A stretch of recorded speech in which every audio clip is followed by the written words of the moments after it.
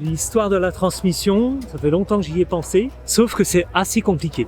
Comme toujours, au départ c'était simple, mais pas mal de gens ont triché. Et l'État a durci l'accessibilité à ce statut de organisme formateur. Et du coup, vous en avez pour plus de 2 ans de paperasse pour obtenir le fameux titre de organisme formateur. Donc 2 ans de paperasse, ça m'intéresse pas. Moi je connais quelqu'un qui était vitrailliste et effectivement lui il a accepté de subir ces 2 ans parce que il avait dans son atelier des apprentis qui étaient en train d'apprendre mais en même temps de réaliser la découpe du verre, la mise en place du plomb et ainsi de suite, pendant que lui était en train de faire sur l'église ou la petite chapelle une restauration sur place ou un relevé pour refaire des vitraux. Moi, si vous voulez, des demandes de formation, j'en ai assez rarement. J'ai fait le pour et le contre, et moi, ces 2 ans de paperasse, ça m'a découragé. Si les gens payent de leur poche, là, c'est faisable. Par contre,